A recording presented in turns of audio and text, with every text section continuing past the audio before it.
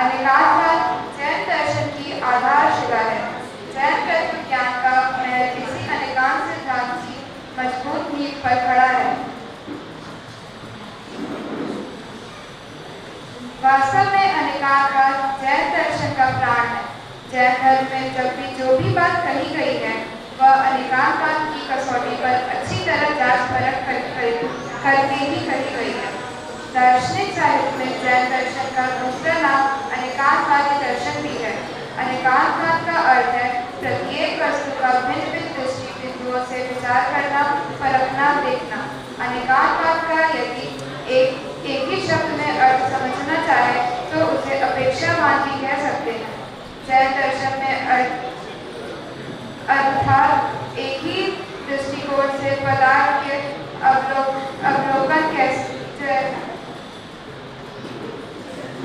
अवलोकन करने की पद्धति को अपूर्ण एवं अप्रामाणिक समझा जाता है और एक ही वस्तु से भिन्न धर्मों की भिन्न दृष्टिकोणों से निरीक्षण करने की पद्धति को पूर्ण एवं प्रमाणित माना गया है। यह पद्धति भी अनेकांतवाद है।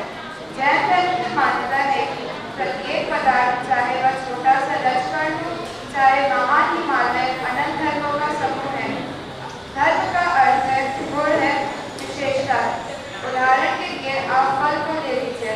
फल में रूप भी है, रस भी है, गंध भी है, स्पर्श भी है, आकार भी है, भूख बुझाने की शक्ति है, अनेक रोगों को दूर करने की शक्ति है और अनेक रोगों को पैदा करने की शक्ति भी है। हमारी बुद्धि बहुत सीमित है, अतः हम वस्तु के सब अनंत तत्वों को बिना अनंत ज्ञान हुए नहीं जानते। परंतु स्पष्टता बहुत से धर्मों को तो अपने बुद्धि तक के अनुसार जान ही सकते हैं। तो पदार्थ को केवल एक पहलू से, केवल एक धर्म से जानने का क्या या कहने का आग्रह मत करिए। प्रत्येक पदार्थ को पृथक पृथक पहलुओं से देखने और कहिए, इसी का नाम अनेकांतवाद है। अनेकांतवाद हमारे दृष्टिकोण को विस्तृत करता है, हमारी विचारधारा को पूर्णता की ओर से ले जाता है। सम सम तम तम पम पम झम झम झीम झीम छीम छीम द्राम द्राम दीम दीम द्रवय द्रवय ओम नमो अर्हते भगवते श्रीमते जलाभिषेकम करोमि स्वाहा।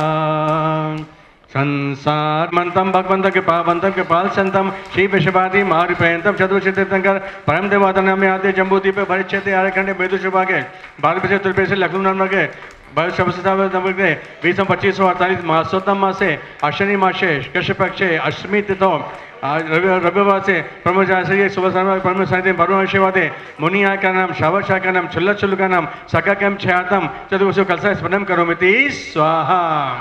ओम सिद्धाय नमः। ओम अनंत अनंत सिद्ध परमेष्ठेभ्यो नमो नमः। और विद्यमान विशुद्धकेभ्यो नमो नमः। और अंतर्गत केवलेभ्यो नमो नमः। ओम नमः सिद्धेभ्यो, ओम नमः सिद्धेभ्यो, ओम नमः सिद्धेभ्यो श्री वीतरागाय नमः। ओम ह्रीं श्रीं क्लीं ऐं मरं वं मं मं मं हम हम सम सम तम तम पम पम झम झम झीम झीम छीम छीम द्राम द्राम दीम दीम द्रावे दावे। ओम नमो अरते भगवते श्रीमते। ओम ह्रीं कौम मभ खंड खंड जय जय दह दह पच पच पच पच।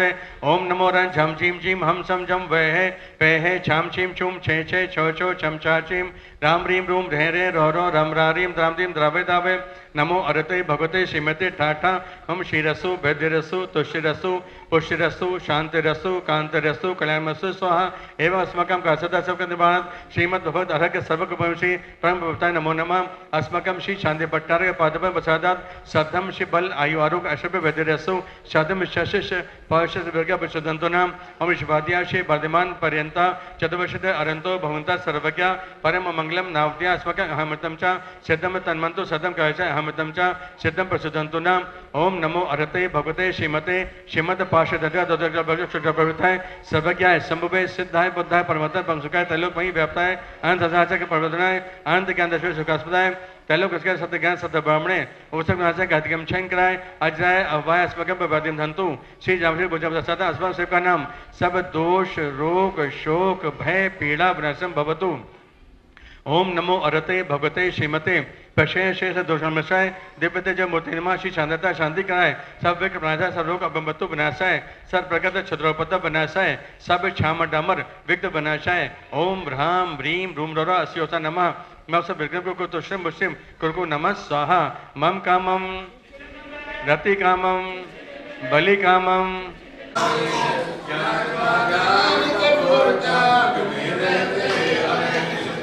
इनके चरणों में आकर के हमें जो शांति मिलती है, उनके चरणों चढ़ाता हूँ तो खुलते हैं मोक्ष द्वार।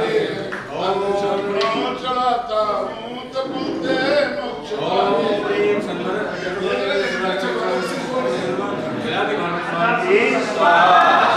चलिए जय माला जय स्वाहा।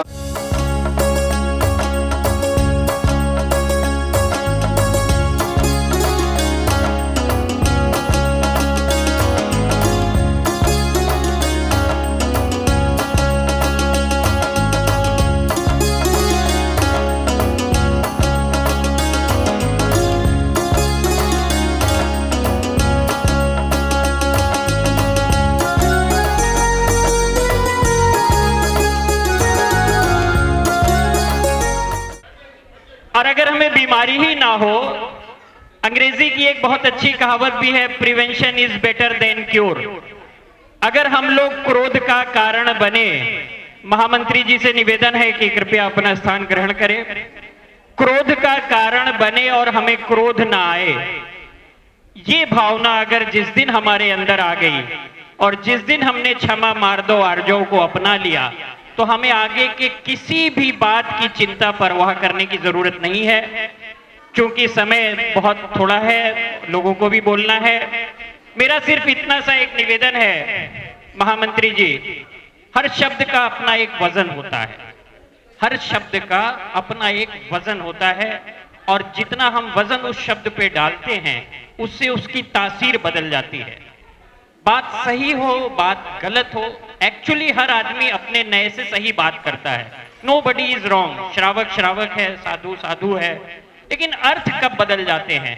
जब हम ये भूल जाते हैं कि किस शब्द का कितना वजन है। तो जरूर हमें इस बात का विशेष ध्यान रखना चाहिए कि कहां पर कितने वजन से हमें अपनी बात को करना है। और 90% हमारे विनय कुमार जी यहां पर आ चुके हैं, 90% झगड़े चाहे गृहस्थी में हो, समाज में हो, प्रदेश में हो, देश में हो, 90% झगड़े गलतफहमी की वजह से होते हैं। हमें गलतफहमियों से बचना चाहिए, हमें क्षमा मार्दो आर्जो। कम शब्दों में मुझे अपनी बात रखनी है, तो बहुत ही कम शब्दों में मैं अपनी बात रखूंगी। सर्वप्रथम मैं 1008 श्री शंभुनाथ भगवान के चरणों में नमोस्तु करती हूँ, और यहाँ पर मुनि संघ विराजमान है। आचार्य श्री 108 सुबल सागर जी महाराज के चरणों में एवं मुनि संघ के चरणों में भी बारंबार नमोस्तु करती हूँ। एवं आचार्य श्री के लिए 2 पंक्तियां मैं कहना चाहूंगी। हो जाती है वो धरा पावन, हो जाती है वो धरा पावन, जहां विचरण आप करते हैं। हो जाती है वो धरा पावन, जहां विचरण आप करते हैं। धरती भी हो जाती है शीतल, जहां चरण गुरु के पड़ते हैं। धरती भी हो जाती है पावन, जहां चरण गुरु के पड़ते हैं। आज बहुत ही हर्ष का विषय है कि हम सभी लोग यहाँ पर क्षमावाणी पर्व के उपलक्ष्य में एकत्रित हुए हैं। एवं और भी हर्ष का विषय है कि आज उत्तर प्रदेश जैन विद्या शोध संस्थान लखनऊ द्वारा यहाँ पर एक गोष्ठी का आयोजन किया गया है, जिसका विषय है अनेकांत की उपयोगिता। उसके बारे में मैं बहुत ही छोटे बहुत ही कुछ ही शब्दों में अपनी बात रखना चाहूंगी। अनेकांत दर्शन, जब मुझे पता चला कि विषय है अनेकांत, तो एक बार जैन होने के नाते मैंने ये सोचा कि मुझे भी नहीं मालूम है कि अनेकांत क्या होता है। लेकिन फिर मैंने कुछ किताबें खोली, शास्त्र खोले और उनको पढ़ा, तो बहुत ही ज्यादा विस्तृत रूप से मैंने जाना कि ये अनेकांत क्या होता है। और मैं आप सबको भी बताना चाहूंगी, बहुत ही छोटे रूप में बताना चाहूंगी कि अनेकांत क्या होता है। अनेकांत दर्शन जैन दर्शन में बहुत ही महत्वपूर्ण सिद्धांत है। और अनेकांत दर्शन में कहा जाता है कि सभी के विचारों को सुनना, सिर्फ अपनी नहीं कहना, सभी के विचारों को जानना और उसके बाद सत्य को देखना। एक छोटी सी कहानी के माध्यम से मैं उसको बताना चाहूंगी एक बार जैसा कि भाई साहब ने बताया भी था, लेकिन उसको थोड़ा सा मैं बोलूंगी कि एक बार एक हाथी था और 4 अंधे थे। चारों अंधों ने हाथी के, एक अंधे ने पहले हाथी के कान को पकड़ा तो उसे लगा कि ये कोई पंखा है। दूसरे अंधे ने हाथी की सूंड को पकड़ा तो उसको लगा ये कोई रस्सी है। फिर तीसरे अंधे ने हाथी के पैर को पकड़ा तो उसे लगा कि ये कोई खंबा है। तो सभी ने अपने अपने विचारों को अपने अपने माध्यम से व्यक्त किया। तो ऐसा नहीं है कि सिर्फ हमें अपनी ही सुननी है या अपने ही विचारों को सत्य मानना है, बल्कि सभी की सुनकर और बाद में निष्कर्ष पर पहुंचना है। आज हम देखते हैं कि हमारे समाज में, हमारे परिवारों में, हमारे देश में बहुत ही अशांतिपूर्ण वातावरण हो गया है। इसका एक मूल कारण है समन्वय। समन्वय का अभाव है, क्योंकि हमें ये लगता है कि सिर्फ हम सही हैं और दूसरे गलत हैं। उनकी विचारधारा को हम कोई भी तवज्जो नहीं देते हैं और सिर्फ अपनी ही बात कहना चाहते हैं। प्रत्येक समाज में यही चीज चल रही है, पूरे राष्ट्र में यही चीज चल रही है। और जहां हम समन्वय स्थापित कर लेंगे, जहां दूसरे के विचारों को भी हम कुछ ना कुछ महत्वपूर्ण बताएंगे, वहीं पर हमारा समाज, हमारा राष्ट्र, हमारा परिवार बहुत ही सुखी और प्रसन्न हो जाएगा। कहा जाता है या किसी ने कहा है कि हम धर्म के लिए लड़ेंगे, मरेंगे, कटेंगे, लेकिन जिएंगे नहीं। हम धर्म के लिए लड़ेंगे, कटेंगे, मरेंगे, लेकिन जिएंगे नहीं। क्यों? क्योंकि हमारी विचारधारा ही एक नहीं है। हम समाज में कुछ लोग ही हैं, जैन तो अल्पसंख्यक समुदाय में आते हैं, कुछ लोग होने के बावजूद भी हम एक दूसरे के विचारों को एक्सेप्ट नहीं करते हैं। और जिस दिन हमने इन विचारों को एक्सेप्ट कर लिया, सभी की सुन के उसके बाद हमने कोई थीम बनाई, तो हमारा ये जीवन सफल हो जाएगा। क्षमा से बढ़कर कोई बड़प्पन नहीं, क्षमा से बढ़कर कोई बड़प्पन नहीं। क्षमा ही मानवता का भूषण है, क्षमा ही मानवता का भूषण है। इस क्षमा बड़ी की शीतल धारा में नहाकर इस सर हिला के बोल दे, ठीक है आप लोग कर लो, लेकिन कभी किसी चीज में उत्साह पूर्वक सम्मिलित होना ये इनका दायित्व बन जाता है। धनोपार्जन करना हो, धन देना हो, लेना हो, ये काम आप कर लेते हैं। और मैं कह सकता हूं कि तन मन धन से जिसका संयोग होता है उसी का नाम संजीव होता है। हम उनका स्वागत करते हैं उत्तर प्रदेश जैन विद्या शोध संस्थान की ओर से।